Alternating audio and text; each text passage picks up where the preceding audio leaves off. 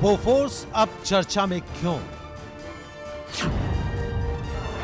UPA सरकार ने ओतावियो Quattrocchi के खिलाफ दिए गए रेड कॉर्नर नोटिस को वापस ले लिया है, वो भी तब जब सरकार की विदाई में सिर्फ 3 हफ्ते बाकी हैं। 12 साल पहले इंटरपोल ने क्वात्रोकी के खिलाफ रेड कॉर्नर नोटिस जारी किया था। रेड कॉर्नर मतलब दुनिया में उसे जहां भी देखा जाए तुरंत गिरफ्तार कर लिया जाए। कहना पड़ेगा कि आज प्रातःकाल की खबर अगर सही है तो फिर this will be the last nail in the coffin of the judicial process in respect of the Bofors scandal. Red corner हटाने पर सरकार की दलील। क्वात्रोकी के खिलाफ जारी रेड कॉर्नर नोटिस को वापस लेने के पीछे सरकार की सीधी दलील है कि सीबीआई के पास कोई सबूत नहीं है।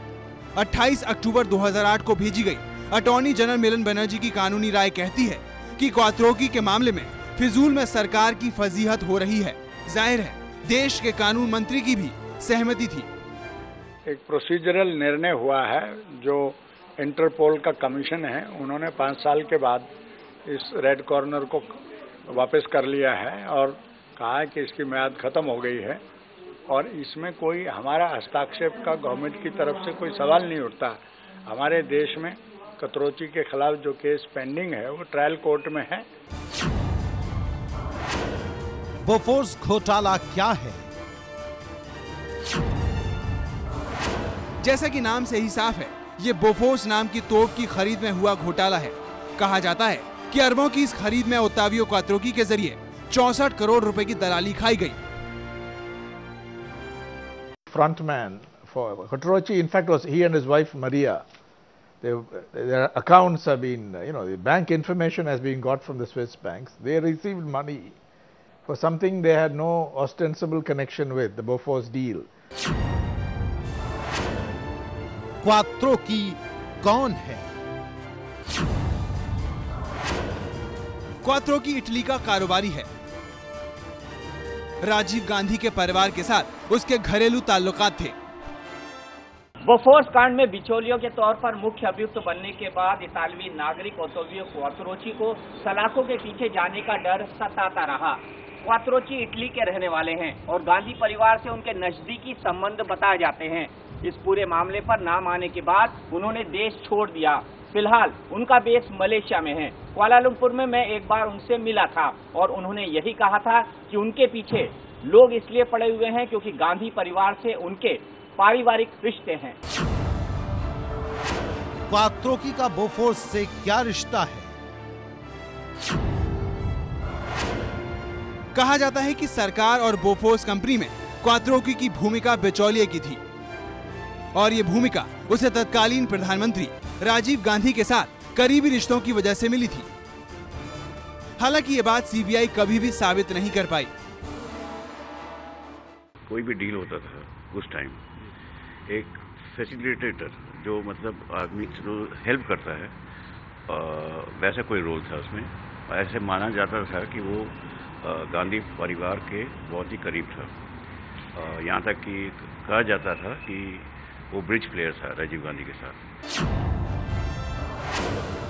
बोफोर्स कांड में राजीव गांधी की भूमिका। जब बोफोर्स सौदा हुआ उस समय राजीव गांधी देश के प्रधानमंत्री थे। लोग जानते हैं कि इस सौदे में तय प्रावधानों और परंपराओं की अनदेखी की गई थी।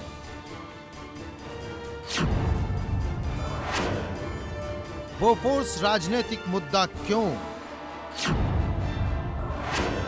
यही वो सौदा था जिसने दुनिया की सबसे बड़ी बहुमत वाली राजीव गांधी की सरकार की बोलती बंद कर दी थी। Yes, perhaps we were a little too open and a little too quick because we knew we were clean, we had no problem, and that got us caught in a web, so to say. It was the first major attack that our government came under, and we relied on truth. The opposition relied more, like Goebbels, on this repeating and saying that something will stick. तत्कालीन रक्षा मंत्री विश्वनाथ प्रताप सिंह तब देश के रक्षा मंत्री हुआ करते थे। मुद्दा इतना उछला कि 1989 के चुनावों में राजीव गांधी सत्ता से बाहर हो गए और वीपी सिंह प्रधानमंत्री बने। विश्वनाथ प्रताप सिंह राजीव गांधी को छोड़ के बाहर निकल पड़े थे। इलस्ट्रेटेड वीकली ने एक बहुत उनकी मशहूर फोटो छापी थी जो बाद में मशहूर हुई, जिसमें वो गांधी जी की तरह कपड़े पहने हुए बैठे हुए थे। हम सारे लोग उस समय सक्रिय पत्रकारिता में थे, थोड़े जवान थे, तो हमें लगता था कि पहली बार सत्य के लिए कोई आदमी चुनाव लड़ रहा है और विश्वनाथ प्रताप सिंह सत्य की मुहिम पर निकल पड़े हैं। उन्होंने कहा भी था कि मैं बोफोर्स के दलालों को और अपराधियों को सजा दिलवाऊंगा। क्या बोफोर्स घटिया तोप है?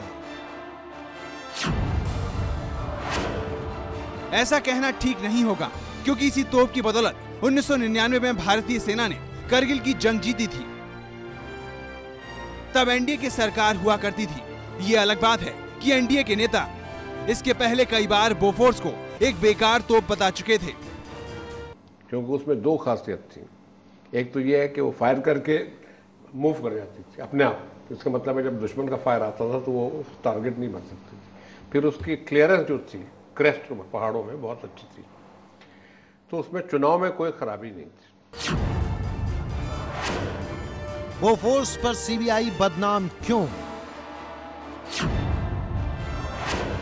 20 साल की जांच और आज की तारीख में ना तो कोई सबूत है और ना ही कोई गवाह। सीबीआई की नीयत पर सवाल तो उठने ही थे। लोग कहते हैं कि सीबीआई ने केंद्र सरकार के दबाव में जानबूझकर अपनी तफ्तीश को अंजाम तक नहीं पहुंचने दिया।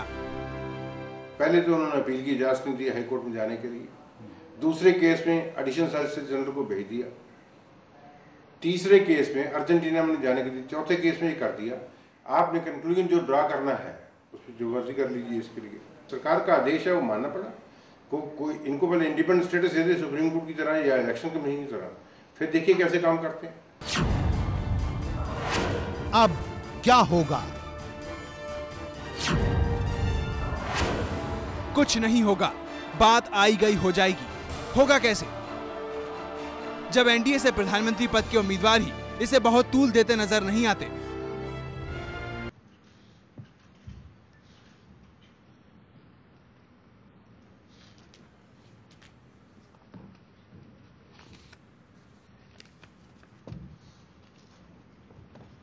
मैं इस निर्णय की निंदा करता हूं।